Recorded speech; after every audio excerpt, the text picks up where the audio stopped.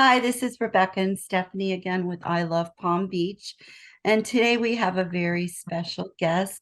We have Jill Cheretis here, and she formed an organization called Fab and Fun Friends. And it's basically a social group that has grown in huge numbers and has become very special for a lot of ladies in the area. It's mainly ladies, the boys get invited too sometimes. But Jill, No please tell boys us. allowed. No boys allowed. Okay. No boys allowed. Sometimes it's better that way, huh? Yep. But tell us about how this all started and how many people and all the wonderful things you guys do. Fab and Fun Friends. It's a social organization with the mission of making our community a better place while we meet new friends and enjoy all the treasures our piece of paradise has to offer. Started about 12 women. We originated from a group who was just meeting and having late lunches and happy hours called Ladies Who Lunch Late. I will give a shout out to Maureen Butler, who founded that group. On January 1st in 2021, I just decided that we wanted to play pickleball and do a lot more charity work. We did a little bit of a charity event with them in 2020, but I just decided that I wanted to focus more on giving back to the community because I feel when women get together, their strength is unbelievable in what they can do. We started by just giving Christmas to a woman in a hotel room with 3 children. One of them was severely handicapped, getting the kids every single Christmas present they could possibly want. We eventually got her a car and the ability to get out of the motel room. Connections we have in this group are unbelievable. And it just takes a couple of women and they know these people and they know these people. And then now we are going on our big October Breast Cancer Fundraiser where we're raising money for a woman nonprofit in our group. It's called Comics Crushing Cancer. She's having a huge show this Friday evening, her big event. Hopefully Jen Grimes will get on here with Comics Crushing Cancer. And we are having our fundraising event for them on October 26th at East Point Country Club with a lot of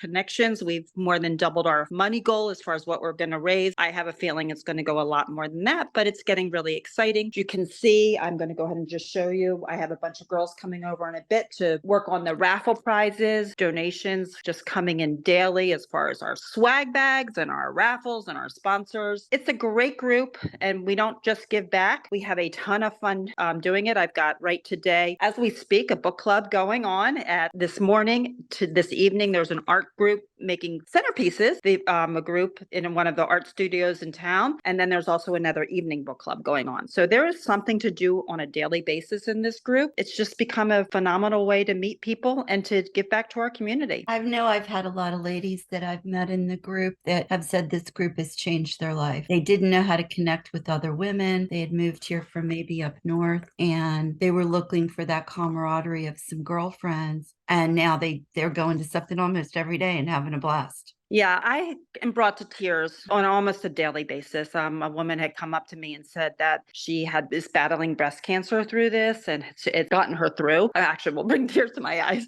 It's gotten her through cancer, and I mean, if we can do that for one woman, that's all we need. That's all I needed to hear to just help each other. Literally started this during COVID, where I moved here from Washington D.C. area. I lived in Virginia and in Maryland. I lived on both sides of the DMV, but it was hard to meet people during COVID. And there was a lot of women I was meeting, even in my neighborhood, I'm in a brand new neighborhood, that were having trouble meeting people and also just feeling a sense of community when you come to someplace new. And it's such a beautiful area. It's very different, this part of South Florida, from other communities, whereas I think that people are really give back type people and just want to help each other. And it's just not as pretentious as other areas that I've been in South Florida. Not to say that there are other areas that are pretentious, but I love Palm Beach Gardens. I love the Jupiter area. I love the people. And I'm just so happy to be part of it and be able to give back to the community. And I'm not going to say, we are a women's social group, but, shout out to the men. We get a lot of help from a lot of people in our community, a lot of businesses, from sponsors and donors on our events to letting us host our book clubs or meetings at local restaurants. It's nonstop. It amazes me, but our swag bags that we're giving out at the breast cancer event have a value of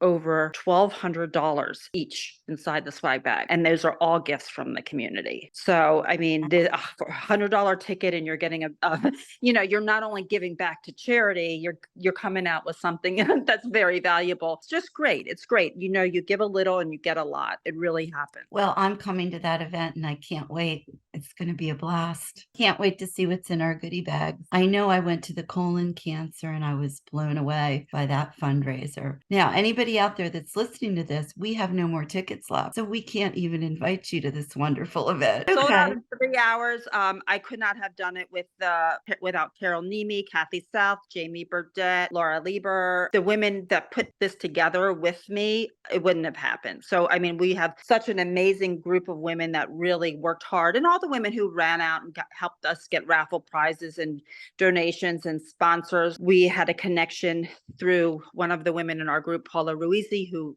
knew somebody from Toyota, and now Murphy Auto Group that is doing a give back for every Toyota that sells in their dealership is going to be donate an amount is going to be donated back. And we'll find out at the event how much that is. But for the month of October, it's going to set this apart from all other fundraisers that we've done. Wow. Stephanie, do you have any questions for Jill? No, it's all just very impressive. And thank you so much for everything that you do across the board. As far as involvement, I mean, are the majority of the women involved retired? Are people doing some events here and there? I mean, how can people get involved when they have a busy schedule, but they still want to, jump in and give back to the community and join the mission? I'm going to say the majority of the women, I will tell you the demographics are 60 and above. So it is women who have retired, I guess over 60% are 60 and above, retirees and who want to give back and meet people and enjoy our group. But we play pickleball daily. I play with our group 3 times a week.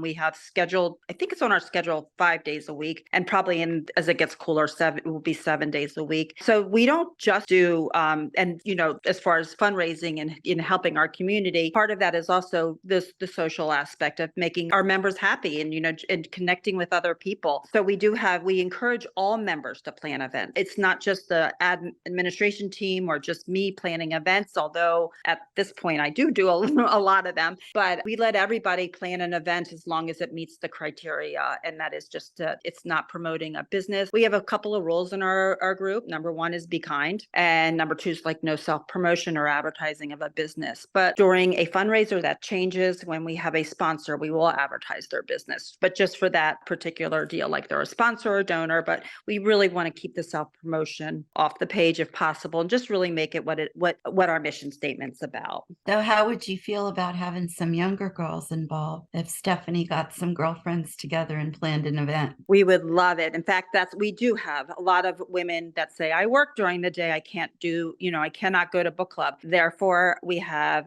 one of our girls, Megan, who's leading the book club this morning and also is leading it tonight. She's a pilot, so she is busy as can be. Just flew back from Israel, which thank goodness she's safe and sound back on our grounds. Just to let you know that we have everybody able to plan events. I have another woman planning a book club who had just messaged me for November, book club with the author. So the author's coming to be part of, the book club. This will be our 4th one of that nature. And we do that sometimes in the evening, sometimes in the day. We have bunko a lot of times in the evening or happy hours. So there are 3 or 4 events on a daily basis posted on our page, on our Facebook group page, which is called Fab and Fun Friends. Everybody can join it as long as they're female and they abide by the rules, which is be kind, not too hard. And we haven't had too many problems with that. We've had mostly all nice people, which is just a testament to the community that we're living in. It's a fantastic community with really wonderful, wonderful residents here. Well, so I want to recap.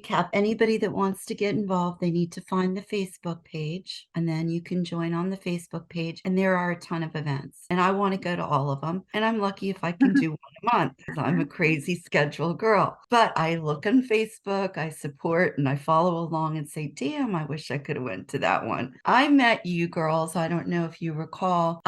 Place of Hope is kind of my little go-to charity, and I was doing an event at the Aesthetics Lounge, and it was about a year ago. And all of a sudden, all you girls showed up. And I'm like, oh, I don't know this person. Who knows these people? And everybody kept saying, oh, we're Fab and Fun. I'm like, I want to be Fab and Fun. Who are these guys? Fun Girls. And I think probably 30 of you showed up at that event, and we didn't know each other, but it brought awareness to me and you really helped our event turn out really good. Oh, I'm glad we could do that. We last night we had a group of women teach foster teens that are in the maternity home I love that. how to cook healthy dinners on a budget. That is something that we really work. We do a lot for Place of Hope as far as hands-on work. It's one of the greatest things that we do. And also cooking dinners at the Quantum House at the Aesthetics Lounge and Spa. Shout out to them. They're one of our huge sponsors. Huge silent auction prize for us. Huge Fab sponsor. We wouldn't be where we are in this fundraiser without them as well. As long as our other Fab sponsors too, including yourself. You're one of our wonderful sponsors. I'm glad that that's what we do. We try to go in numbers and support people. We had one of our women write a book, 1,000 Things to Do in Jupiter Before You Die, Amy Woods, and she had a book launch in the library, and we came up in droves. We all came there, got her book, got it signed. If we can support our members in any way, we're here. That's what we love to do. Well, Jill, I know you're busy getting ready for this fundraiser. I don't want to keep you, but I wanted to use this opportunity to get you guys out there a little bit. Thank and I you. will see you guys on the 26th for sure. And hopefully I'll get to an event before then. But anything you need, reach out, and maybe I can get Stephanie and I to plan an event and bring some younger girls in. Oh yeah, all ages are welcome, of course.